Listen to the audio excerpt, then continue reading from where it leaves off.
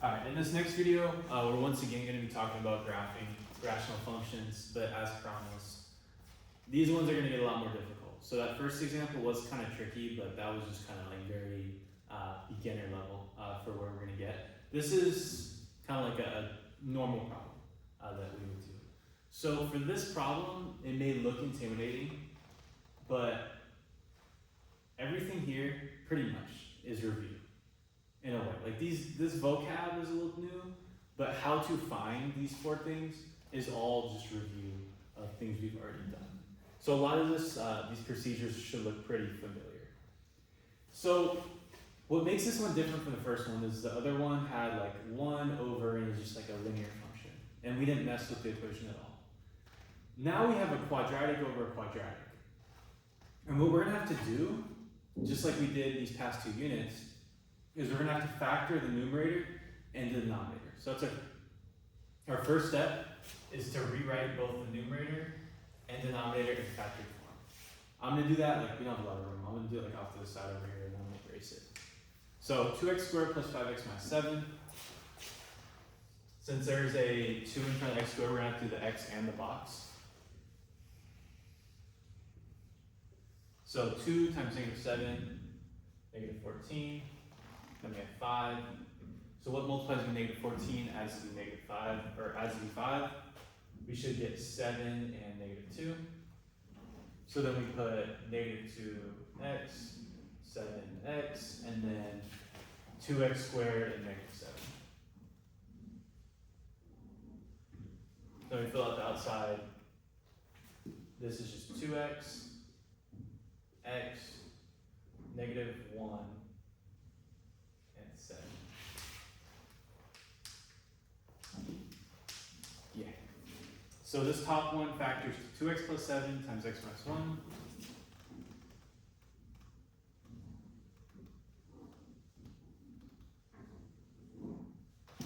And this bottom one, we just need an x for this one. So this one's going to be negative 4 and 3.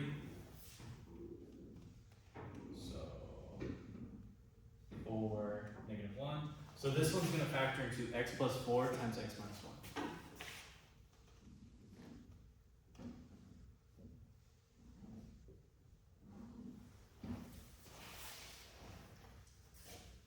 So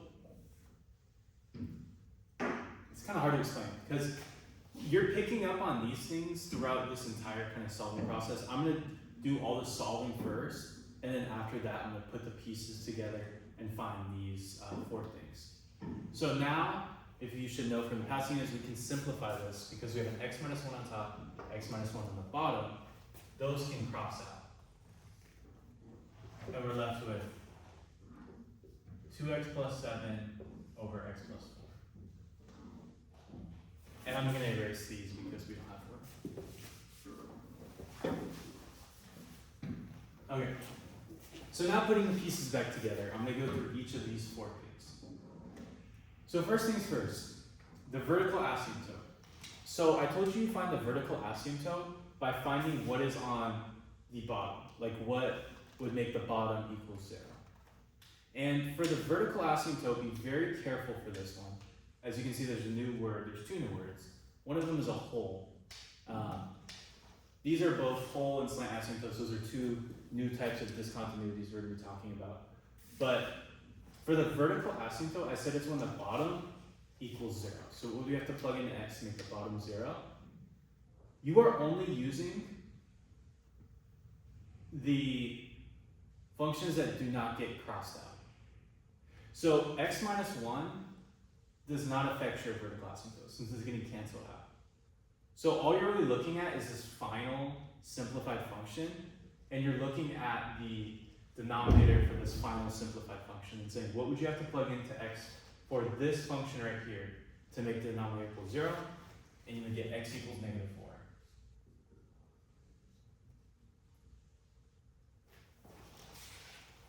4. Now, for the horizontal asymptote, in the last video I said the horizontal asymptote is always going to be y equals 0, but that was because the degree of the numerator was less than the degree of the denominator. So we had a constant on top and a linear function on the bottom. So if that's ever the case, like if this was like 2x plus 1 on top, and on the bottom, we had a quadratic. The horizontal asymptote would once again be at y equals 0. But now the degrees are the same. This is x squared on top, this is x squared on the bottom. And if this is ever the case, your horizontal asymptote isn't just going to be at y equals 0 this time. If these two are the same degrees, how you figure out the horizontal asymptote is you divide the leading terms. So if you remember, in front of x squared, there's an invisible 1. And so how you figure out the horizontal asymptote is you divide. 2 divided by 1, the leading term here by the leading term here. And you would get y equals 2. That's only the case if these degrees are the same.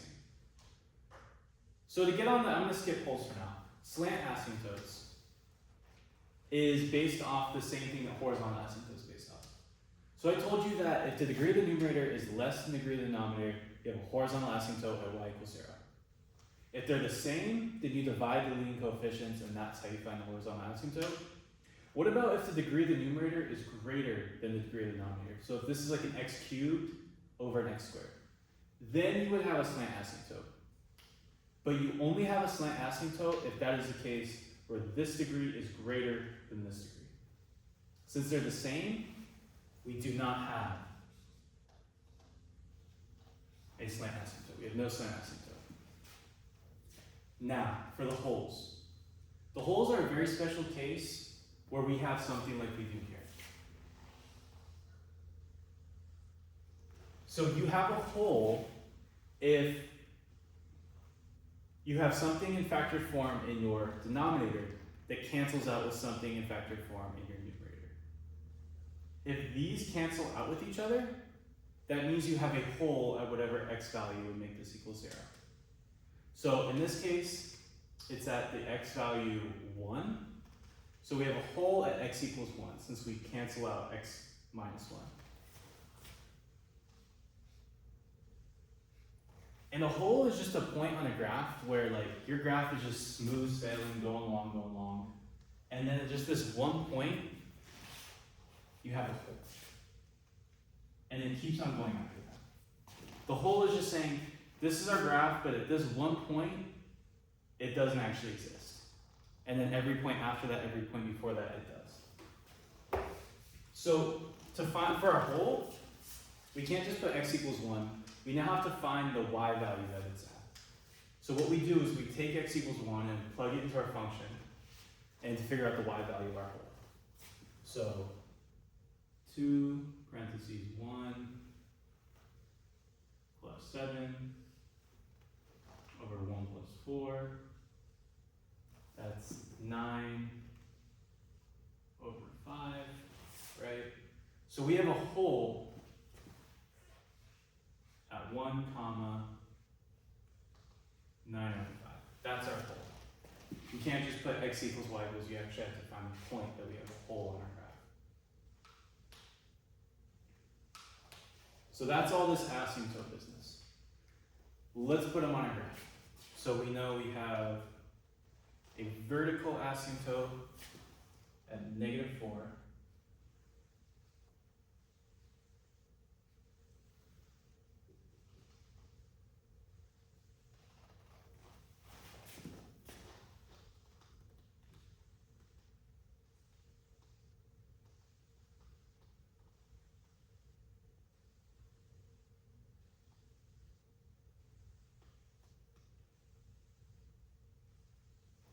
And then we know we have a horizontal asymptote at y equals 2.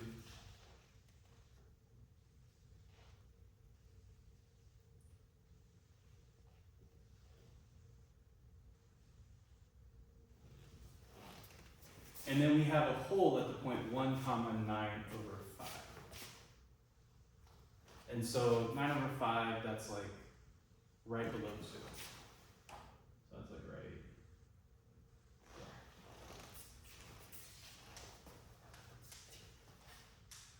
there. Okay?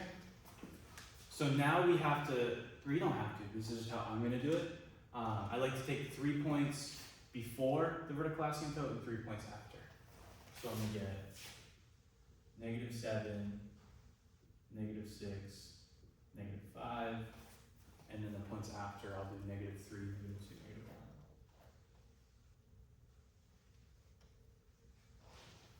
Okay, and since we simplified this equation here, we're allowed to plug these into this simplified equation. You don't have to plug them into this one.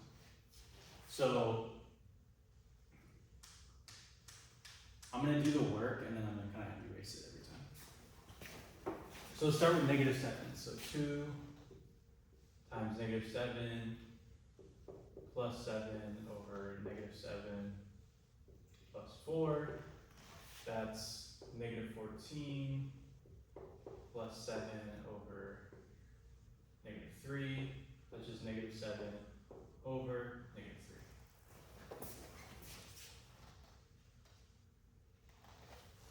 Oh, negative over negative, my bad, that becomes positive 7 over 3. So that's our first point. Next, -6. 2 times -6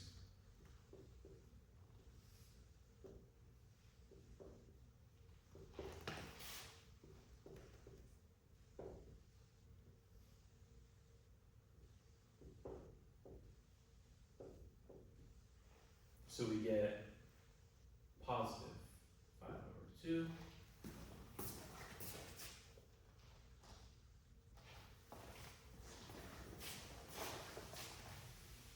Next, let's plug in -5. So 2 times -5 plus 7 over, and we plug in -5, we're just going to get -1 on the bottom. So that's -10 plus 7, -1. That's just -3, -1, +3.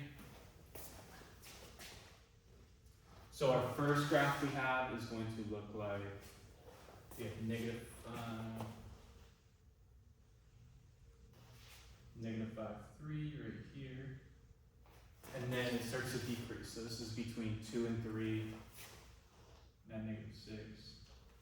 This is between 2 and 3, but it's closer to 2. And so we have these 3 points,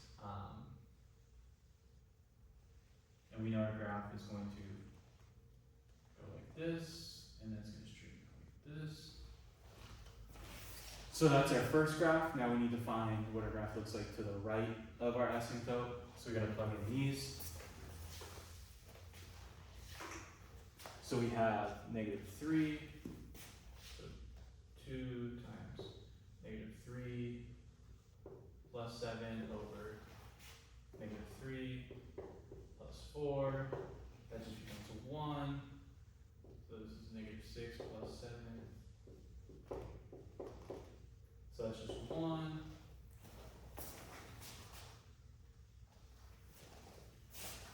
And then let's do -2.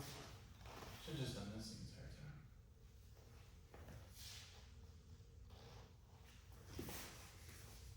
So that's just -4, so it's 3 over 2.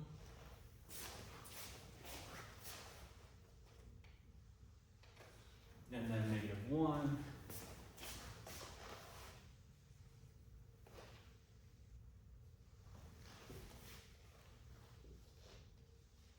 That's -2, so that's 5 over 3.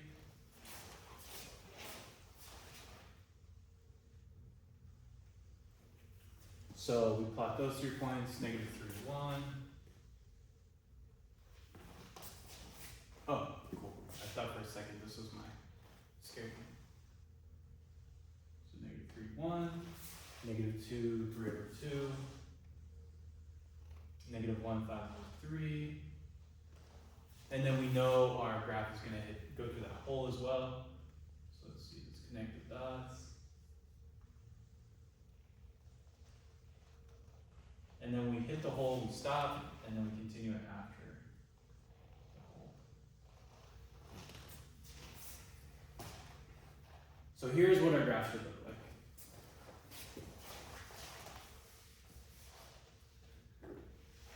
Okay.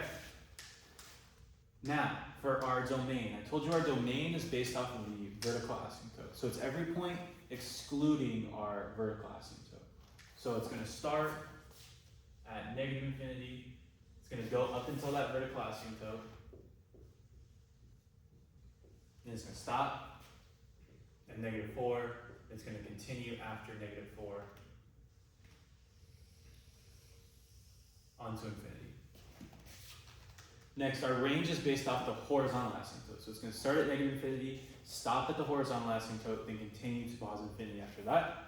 So our range is from negative infinity, our horizontal asymptote is at 2, and it's going to continue at 2 all the way to infinity. Okay, our x-intercept. So where do we hit the x-axis? All we have to do now is we have to replace x here with 0. So 2 times 0 plus 7 over 0 plus 4.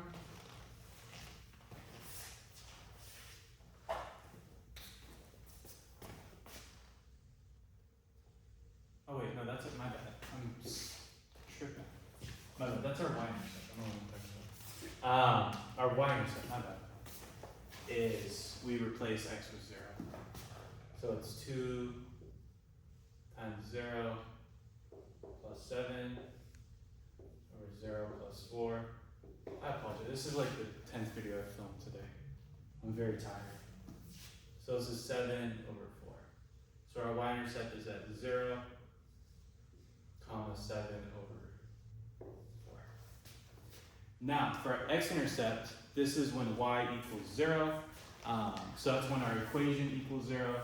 And I told you to figure out when your function equals 0, you can ignore the denominator, and you're only worried about the numerator. So you just take the numerator and you set that equal to 0.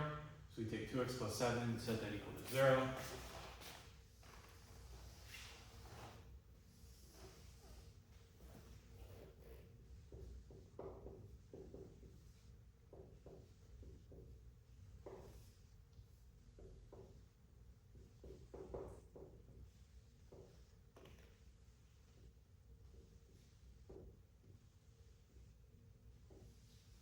So our x-intercept, that looks about right, is at negative 7 over 2. So we write it as a point, we write it as negative 7 over 2, comma 0. And that's our x-intercept. Lastly, our end behavior. I said you go to each of these arrows and you put as x is approaching, whatever it's approaching, f of x is approaching, whatever it's approaching. So for this arrow, as x is approaching. So what's x approaching here? Well, if this arrow kept on going to the left, it would approach negative infinity. It's just going to keep on going forever. As it's going to the left, what y value is it approaching? It's approaching a horizontal asymptote at 2. So that's our first end behavior. Again, I don't feel like rewriting them. Yeah, I don't feel like it. So I'm just going to draw it out. I'm going to be lazy. That's one of our end behaviors for this arrow. And I don't mind if you guys do this on the test, by the way. As x is approaching, f of x is approaching. So from this arrow, x is getting closer and closer to negative 4, but it's coming from the left. So x is approaching negative 4, and to note that we're approaching it from the left, we just put minus up top. Where's y going? It's going up towards infinity. This one is as x is approaching 4 from the right. So as x is approaching negative 4, it's coming from the right, so we put plus. Where's y going? Y is going down towards negative infinity.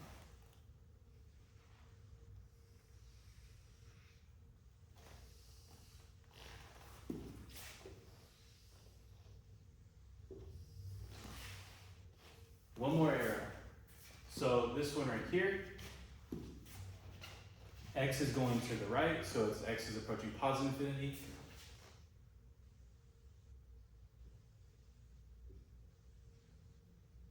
Where's y going? Y is getting closer and closer to 2.